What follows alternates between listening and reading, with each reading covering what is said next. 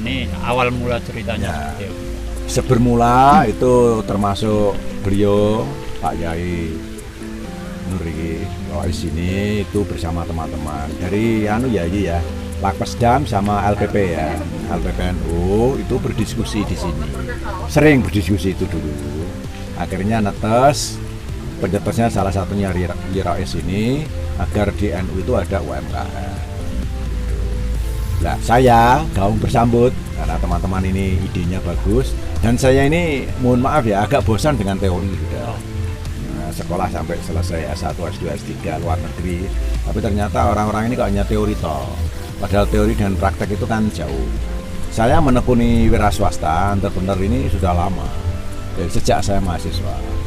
Jadi walaupun saya jadi dosen, saya pegawai negeri juga, tapi tetap tak bisa meninggalkan entrepreneur.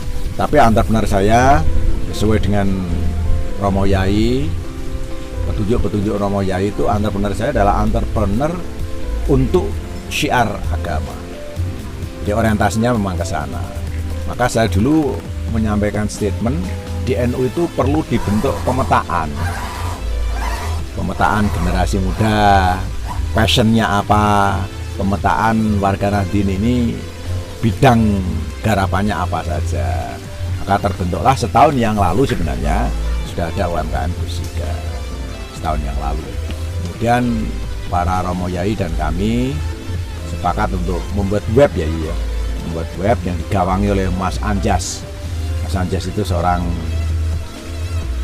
IT lah ya, ahli IT yang cukup bagus, termasuk Rois ini yang ikut menggawangi dan jadi.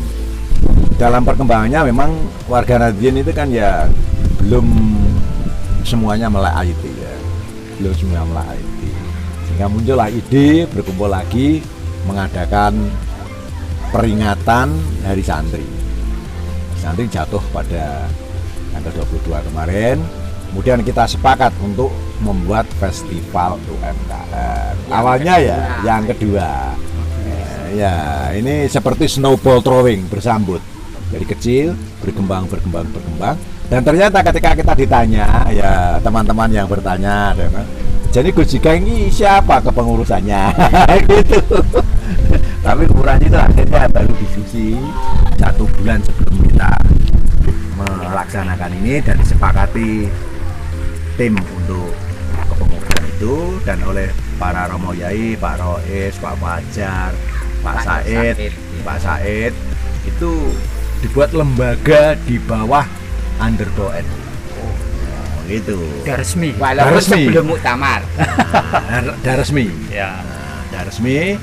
Kayaknya Pak Astrofi bersiap untuk jadi pembina dan itu dikonsultasikan Gus Bab. Yibab ternyata gaung bersambut, senang. Sehingga kalau wingi itu di samping Gus Bab, Romo Yai, PCNU, termasuk Pak Bupati, Pak Polres, Kejaksaan itu datang ke sini dalam rangka ini. Harapan kami UMKM Gus Jigang di bawah naungan NU ini akan berkembang dan bergulir rutin. Harapan kami. Mudah-mudahan nanti bisa setiap bulan ini ya, dan bisa berputar di semua kecamatan. Sehingga paling tidak 1 tahun ini itu semua kecamatan sudah menjadi penyelenggara. Gerakannya seperti itu Ya. atau gerakan yang lain Pak terkait pengembangan UMKM misalnya? Ini salah satu gerakan yang akan mengadakan pasar yang festival di setiap kecamatan itu. Nah kebetulan di Gus Jigang itu setelah diskusi disepakati beliau ini pembina, beliau ini wakil saya. Jadi kalau saya tahu kualitasnya, beliau yang pas tuh mungkin sekretaris. Ya Pak ya. Aku nggak ngerti kok siapa Bu Gusema kan nggak tahu. Saya hanya tahu. Ya, nah saya itu sebenarnya awalnya ya penggembira di pembina, tapi beliau ini meminta saya untuk menjadi ketua langsung. Ya saya, oke lah saya jadi ketua supaya karena katanya saya kan punya bensin. Jadi automobil tanpa didorong itu saya tidak berjalan gitu. Dan tentu beliau ini dorongannya tidak hanya sekedar bensin, tapi dorongannya dorongan motivasi dan fatwa. Terus seberapa jauh terkait dengan keberadaan UMKM yang di mata asosiasi Gus Jigang? Ini kita tetap akan menjalankan sesuai dengan kelompok apa nanti. Klaster. Klaster, misalnya klaster ini kan nanti ada klaster makanan, ada klaster pertanian, ada klaster pakaian, ada klaster mesin misalnya. Itu nanti akan kita kelompok dan terus kita dorong. Tujuannya sih begini ya, seandainya kita sepakat itu jual beli bola dewe. Jadi diharapkan teman-teman NU itu nek belanja yang kono gitu loh. Konsepnya bola dewe. Iya, bola dewe. Karena bola kita kan banyak. Nah, kalau bola dewe saja itu kan bagus. Ya. Nah, itu. Brandingnya itu ya. Iya. Bola dewe. Sehingga nanti ya saya akan tetap YROS dan teman-teman tetap, misalnya ada petani NU yang kelebihan stok ini kita hubungkan dengan misalnya Mas Aziz di Mejobo itu geprek ya toh. Iya. Terus siapa yang punya? Bu Nafis yang nanam lombok banyak itu. Oh, itu kan bisa dihubungkan langsung. Sehingga tak perlu pakai maklar. Kan maklar kan gini, harga lombok misalnya 10.000. Terus di bawah maklar 10.000 dijual ngono 20.000 ngono. Maklar kan juga untungnya akeh kok. Maka daripada dia melalui pedagang, dia langsung ambil yang ini 10.000 bisa naik menjadi 15, yang dia 20 turun jadi 15. Akhirnya ketemu titik tengah dan semuanya ada win-win solution. Harapannya begitu. Ada upaya pembinaan. Ada upaya pembinaan rutin. Di sini ini ada P4S. Pusat Pelatihan Pertanian Perdesaan Swadaya. Dan ini resmi di Kementerian Pertanian. Oh, tapi di bawah kerja asosiasi ini. Iya, toh. Kan saya yang punya. Saya yang punya P4S-nya. Kita sudah punya sertifikat, Bapak. Ada termasuk pariwisata. Nanti itu pariwisata kalau berjalan, ini masih sih punya konsep kemarin. Iya. Jadi semua peziarah dari luar kota itu akan dicegat di titik tertentu. Ada tempat titik tertentu, kemudian biro wisata itu melalui guide tour-nya itu akan naik. Kemudian menjelaskan tentang telling story Kudus. Terus kalau mau makan di mana itu nanti kerjasama dengan. Bisa jadi ini asosiasi ini akan menjadi jembatan mereka dalam memasarkan produk atau Insya Allah begitu. Oh, Jembatan itu, dan kita sebenarnya SDM kita itu bagus. Cuma kita kan susah untuk bertemu ya, berkumpul. Kita ini bagus. Kemarin misalnya masih ada semacam persaingan dalam tanda kutip di antara UMKM barangkali Pak. Kalau di sini mungkin ya tidak terlalu jelas ya. Iya.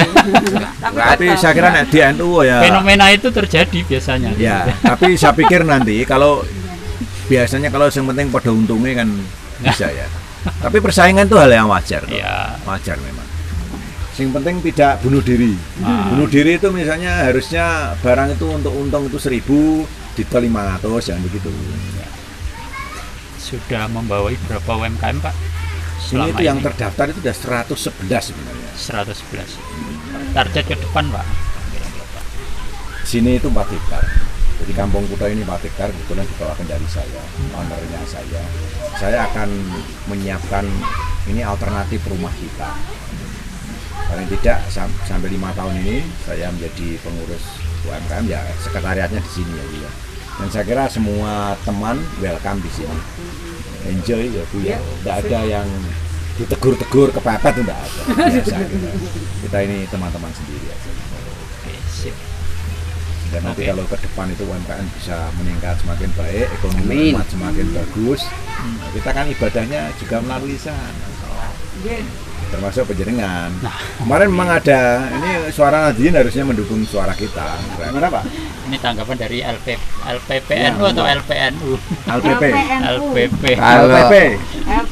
Kalau LPPNU ya karena selain salah satu bagian dari inisiator, ya ini sesuatu yang sangat baik. Bagaimanapun teman-teman petani, teman-teman yang mengolah lahan ini perlu bantuan pihak lain dalam hal bagaimana supaya hasil produksi dari para petani-petani Nahdlatul Ulama itu tidak hanya dalam tanda kutip jual mentah, tapi supaya apa? Supaya menaikkan nilai tambah.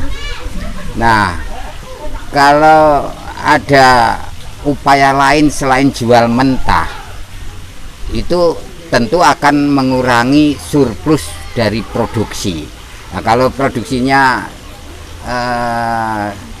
itu bisa dikurangi dengan cara diolah oleh teman-teman UMKM, selain terjalin hubungan saling tolong menolong, maka petani pun tidak usah susah-susah untuk mencari kebutuhan hidup yang dibutuhkan untuk keluarganya setiap hari dari yang bukan bolo dewe. Nah, itulah semangat yang seperti ini itu menjadi bagian dari bagian perjuangan moral dari LPPNU dalam rangka menghidupkan atau menggugah, tepatnya itu menggugah spirit saling tolong menolong, terutama dalam hal mencukupi kebutuhan sehari-hari itu. Bagi LPPNU itu hari-hari atau zaman now itu penting dibangkitkan kembali. Ini arti pentingnya menjalin hubungan antara salah satu klaster UMKM ini adalah petani dengan pengolah hasil pertanian oleh UMKM, kemudian hasil olahan dari teman-teman UMKM yang memanfaatkan produksi dari petani ini dibutuhkan kembali, dinikmati kembali oleh para petani. Saya kira itu sesuatu yang sangat kita dukung dan itu kita cita-citakan. Apalagi nanti bisa dari hasil olahan itu akan mencipta peluang kerja baru dari keluarga-keluarga petani yang mungkin berpendapatan rendah atau mungkin belum punya pekerjaan sama sekali. Disinilah nanti cinta terhadap desa, kembali kepada desa, malas dengan menjadi masyarakat urban itu akan tercipta secara otomatis setahap demi setahap. Saya kira itu.